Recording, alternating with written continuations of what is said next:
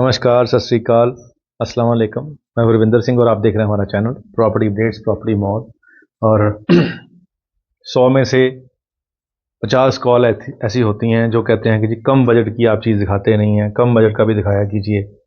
तो उसके लिए अब हालात ऐसे हैं कि प्राइस बढ़ी इतने गए हैं कि हमें भी बड़ी मुश्किल हो रही है कि कोई सस्ती चीज़ आपके लेके आएँ। लेकिन फिर भी ये एक कोठी है जिसमें 80 गज की ये कोठी है और जिसमें अंदर क्या क्या बना है वो आपको दिखा देते हैं। ये बजट के हिसाब से काफ़ी सूटेबल है और इसमें बाहर से सीढ़ी चढ़ाई गई है ताकि ऊपर हम इसको रेंट पे भी दे सकें।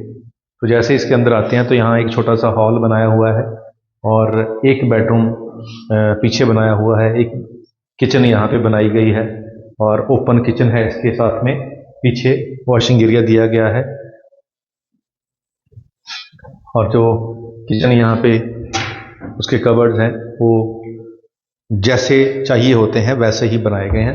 तो ये छोटी फैमिली के लिए यहाँ पे ग्राउंड फ्लोर के ऊपर 2 बेडरूम, एक बेडरूम इस तरफ, एक बेडरूम इस तरफ। तो पहले इस वाले बेडरूम में चल के आपको दिखाते हैं कि यहाँ पे बेड जैसे यहाँ लग जाएगा और यहाँ विंडो है रोशनी के लिए भी और हवा के लिए भी, और यहाँ पे कबर्ड्स हैं इसके, और बीच में इसमें एक कॉमन वॉशरूम दे दिया गया है ताकि दोनों बेडरूम के एक्सेस हो जाए।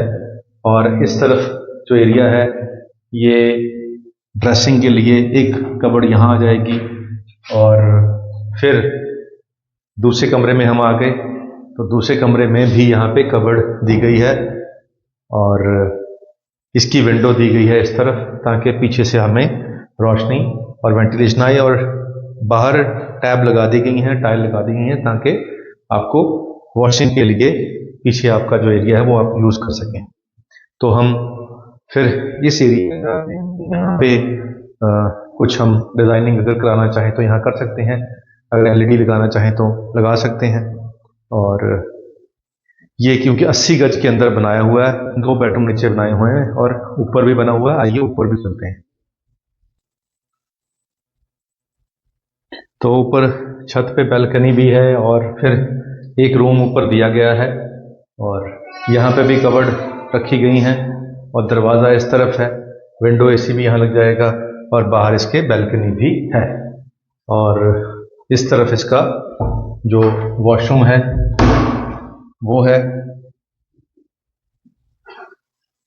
तो ये वॉशरूम भी आपने देखा।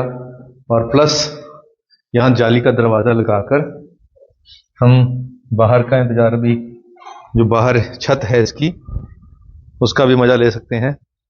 और पीछे बहुत सारी कोठियाँ बनी हुई हैं और नई बन भी रही हैं। इस तरफ देखें तो यहाँ कपड़े सूखने के डाले हुए हैं, पीछे वाले छत के ऊपर भी कपड़े सूखने के लिए पड़े हुए हैं। तो ये सारे का सारा एरिया अब पॉपुलेटेड एरिया के अंदर आ गया है।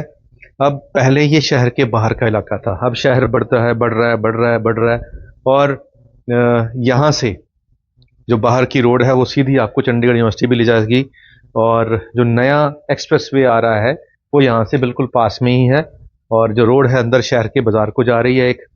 अब ये एक गेटेड सोसाइटी है जिसके अंदर ये सब कुछ बन रहा है, लेकिन जो शहर है जिसको हम मेन शहर कहते हैं उसके आउटर पे है। तो इसीलिए इसका जो प्राइस है वो 35 लाख के आसपास डिमांड है।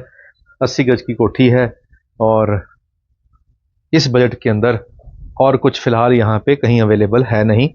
तो अगर आपका बजट कम है तो आपको यहीं आना पड़ेगा और कहीं आपके मतलब की कोई चीज़ नहीं है। बट यहाँ पे फ़ायदा क्या है, एक तो प्लैंड है और नक्शे सबके पास हैं, बैंक लोन भी हो रहा है, घर भी यहाँ आगे, और हिमाचल के बहुत लोग हैं यहाँ पे, आर्मी के कुछ लोग हैं यहाँ पे। और इसके हिसाब से देखा जाए तो रहने के लिए एक अच्छी कॉलोनी है जहाँ पे आपका जो आस पड़ोस है वो भी ठीक ठाक हैं, एम्प्लॉयज़ हैं या बाहर से आए हुए हैं, पंजाब के भी कुछ लोग हैं, कुछ हरियाणा के भी हैं, लेकिन मैक्सिमम जो लोग हैं वो यहाँ पे हिमाचल के हैं। तो इसीलिए क्योंकि बजट कम है तो फिर यहीं आएंगे। और जो हिमाचल के क्योंकि उनको खुले में रहने की आदत होती है, उनको उससे कोई दिक्कत नहीं है क्योंकि ज़्यादा पॉपुलेशन तो होती नहीं है, जो गांव में लोग रहते हैं तो उनको यहाँ पे भी अच्छा लगता है, क्योंकि आसपास खेत हैं तो थोड़ा अच्छा फील होता है। अब इस प्राइस के अंदर 3-4 कोठियाँ ही बची हुई हैं यहाँ पे, ज़्यादा स्टॉक अवेलेबल नहीं है। तो अगर आपको इस बजट के अंदर ही कोई कोठी चाहिए थी 35 लाख के आसपास, तो ये जो लास्ट हम कहते हैं कि लास्ट स्टॉक जो बचा हुआ है वो जल्दी ही ख़त्म हो जाएगा, और नंबर स्क्रीन पे चल रहा है, आप कॉल करके इसकी डिटेल और मंगवा सकते हैं, आके विज़िट कर सकते हैं और इसको फाइनल कर सकते हैं। उम्मीद करते हैं ये वीडियो आपके काम की होगी, और जाते जाते एक पंजाबी का शेर है और वो आपको सुना देते हैं। बाप जो घर का होता है उसके ऊपर बहुत सारे शायरों ने अपने अपने ख्याल रखे हैं। तो पंजाबी के शायर हैं तजम्मल कलीम, पाकिस्तानी पंजाब के, उन्होंने लिखा है कि प्यो वेड़े दा रुखे ना, सहंदा सारे दुखे ना। प्यो वेड़े दा रुखे ना, सहंदा सारे दुखे ना, पर नोट उबाल के ले आवां, नोट उबाल के ले आवां, तेरी दौलत भुखे ना।